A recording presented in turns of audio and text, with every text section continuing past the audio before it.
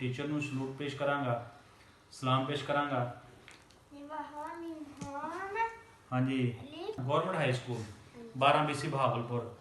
हाँ जी सज्जनों मित्रों मिलियो की हाल चाल है बेदस्त तो ठीक है जनाब जी। साडा जिहड़ा है सी ना की कहते हैं टास्क वो शुरू लगा होण ऐसा तुहानूं दिखा सकते हैं। अगर मेरा कैमरा मैन विखा दे 8th क्लास की किताब आ, ठीक हो गया।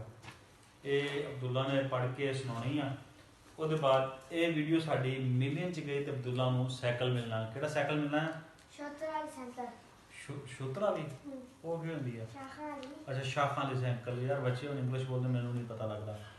तो भाई जी अब्दुल्ला ने ना अपनी अपनी लैंग्वेज पढ़ के दसनी है कि अपनी लैंग्वेज का की हिसाब किताब आ।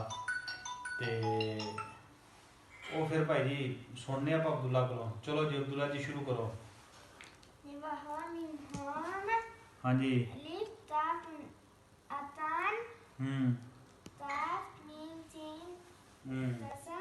अच्छा हाँ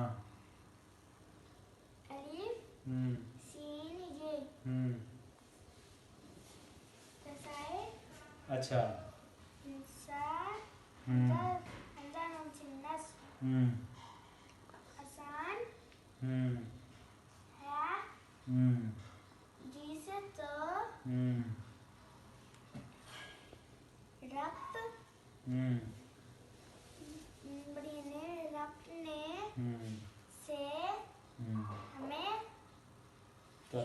अच्छा जी अब्दुल्ला ने जो किताब पढ़ के सुनाई आ ते 2 क्लास का स्टूडेंट आ 8 क्लास उन्हें किताब पढ़ी आ लेकिन उन्हें अपने जोड़ मोड़ किए तो हैं ने लेकिन नहीं ठीक नहीं हुए।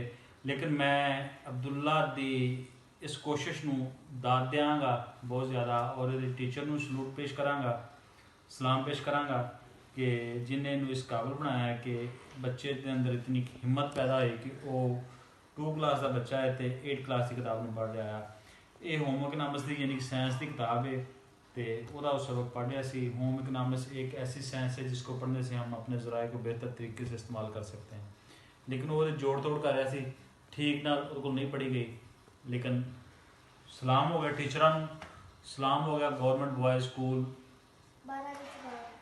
गवर्नमेंट हाई स्कूल है ना government high school 12 BC Bahawalpur अड्डा 13 सोलंग जजमान रोड एवं ना। लव यू हो गया हाई स्कूल के तमाम टीचरों को, लव यू हो गया पूरे पंजाब के टीचरों को। और कुछ वो गल हो भी साडी वीडियो मिलियन च पहुँचाओ तो अब्दुल्ला ने साइकिल लैनी है। ओके अल्लाह हाफिज़।